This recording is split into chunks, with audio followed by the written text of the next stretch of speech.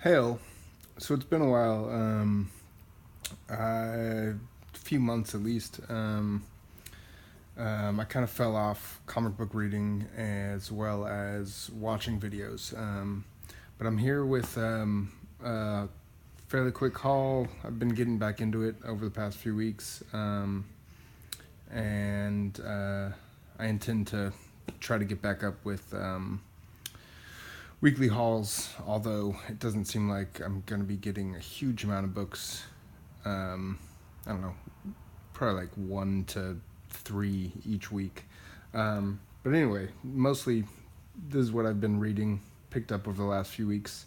On Wednesday night, Becky Cloonan was at Escapist comic book shop. So I met her and got Southern Cross issue 1 signed, which, by the way, Southern Cross issue 13 comes out next Wednesday. It's pretty much one of my favorite things coming out right now. Supernatural, sci-fi, horror story. Yeah, definitely recommend it. Becky Cloonan is the writer. Andy Bellinger is the artist. I love his art. I think I've said that many times. So here's my pile. Most of it I've read. This book, Spiritus, I've not read. But the art inside is amazing, in my opinion. I think there's what I've heard is something about a woman being implanted with cybernetics and, I don't know, maybe being enlisted to be, I don't know, some sort of soldier or something. But yeah, I really have no idea what it's about. But it's from this company Vault, which this is the first Vault book I've picked up. So yeah, thought I'd check that out. Also, the place where I went and got the signature from Becky Cloonan, Escapist comic book shop. They have a podcast which is fairly good, which they just interviewed. I forget their names, but the people who run Vault Comics a week or two ago. So if you're interested in Vault Comics, maybe look that up. So, into stuff that I have read. So, Spy Seal has been great. It's written, drawn, and colored by Rich Tommaso, who I'm completely sold on. He did She-Wolf and Red Circle, which I thought were amazing. They were a bit more wacky. Well, they were a bit more gritty than Spy Seal has been so far. Spy Seal's real fun, and there's lots of like, I don't know, cool chase scenes, cool stuff happening in terms of action, and then lots of dialogue. But yeah, it's a seal who becomes a spy, and so he's in the middle of basically his first case. Highly recommend it. Not sure what its plan is. Rich Tommaso's books tend to be fairly short, 6-8 issues. It'd be cool if this went on longer, and it would be cool if this got a little bit more gritty. So then I've been reading The Unsound. It was written by Colin Bunn with art by Jack T. Cole. Love the art in this book. Love the coloring in this book. Who's the colorist? I think Jack T. Cole also is the colorist. Because there's no colorist named. This book has been real good. It starts out as it's a supernatural horror story. Starts out with the main character on her first day at an insane asylum, working there. And then it slips into hardcore surreal space pretty quickly, which I wish it would have lingered a little bit more in like stable reality, but it's a fun story. It's kind of hard to tell, to give my full opinions on it until the story's complete. I think it's going to be fairly short. It's on issue 4 now. I think 5 comes out in the next few weeks. But yeah, I do recommend it. But I'm not sure how solid I'm going to think the overall story is. There's some great horror imagery in it. Like this character, you never see his face, but he spins the plate and his eyes are always coming through the eye holes of the plate. I picked up the last issue of Ladykiller. I don't know. I didn't love it. It was fine. It was fun. Joel Jones's art is beautiful. It's a little bit slick for me, a little bit too clean. And I find that the story was also a little bit too clean.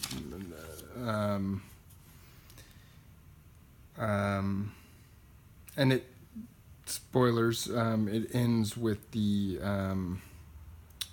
with a bit of a cliffhanger, so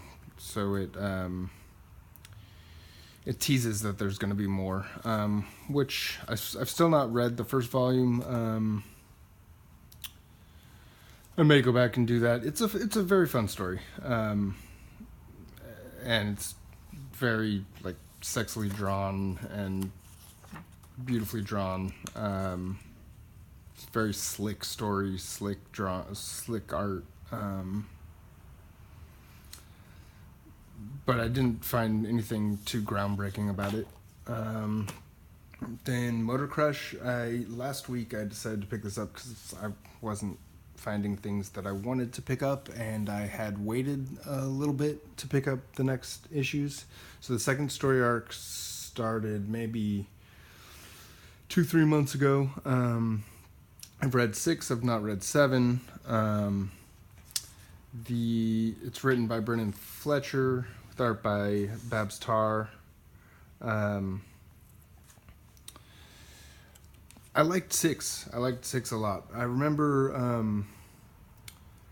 not being blown away with the conclusion of the first story arc. I liked the first story arc. I liked the world that's being set up. And reading 6 got me on board again. So I think issue 9 comes out the next few weeks. And yeah, it's good fun story. Aliens Dead Orbit, issue number 3. This came out a while ago. I can't remember how long. Maybe a month or 2 ago. Still waiting on issue 4. I think issue 4 is the conclusion. It's everything in this book is done by James Stokey. The artwork is amazing. The story is super dark, very gritty, very fun, kind of perfect alien story in my opinion. Not that I've read many alien comic books.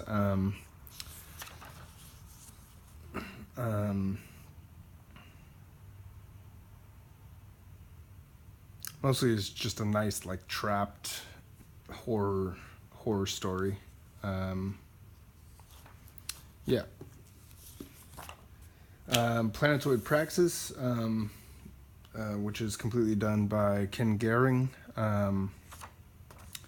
has been good. I've not read issue 6. I'm not sure if this is the final issue of this story arc. I know, yeah, there was a previous story arc that I have not read. Yeah, I've loved this book. It's real cool world setup, real cool politics going on, struggle between a corporation that has come to this planet to try to set up shop, and then the inhabitants that were already there trying to resist that. Yeah, definitely recommend this series. Yeah. And finally, Redlands, which is written by Jordi Belair with art by Vanessa Del Rey. I was super excited about this, and I am super excited about this because it's, I think, the first thing, at least the first serial that's being written by Jordi Belair, who I think is amazing. Obviously, she's a colorist. I'm sure anybody watching this knows. I'm not familiar with Vanessa Del Rey, but I was not familiar with her before this. I like her artwork. There's a grittiness to it, but I think it could be more gritty. Like, there's also a slickness to her grittiness, if that makes any sense. Yeah, so there's 3 witches who basically take over. Who is this guy? I'm just realizing that this character may show up in later issues, and I'm just realizing that now. So they take over the town in this first issue, and then there's a big time jump, maybe 10, 20 years, to where they're in control. They're the cops. And the woman that works at the comic shop that I go to told me something about, I think, Belair or Del Rey saying to her, or her hearing it in an interview, that like there are and will be no good characters in this series, which is just, I don't know, something interesting. There's definitely not been a quote-unquote good character that has popped up yet. Yeah, I've liked it a lot, but the story's still unfolding, and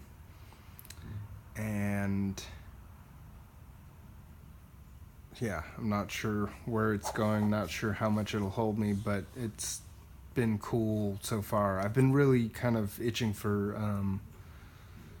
some stuff having to do with witches, and this has been the best story with witches that I've run into in a while. Anyway, thanks for watching. Sorry I haven't been watching videos. Definitely intend to get back into that, get back into commenting, and get back into posting hauls or new comic book day videos. Anyway, thank you very much. Have a great day. Cheers.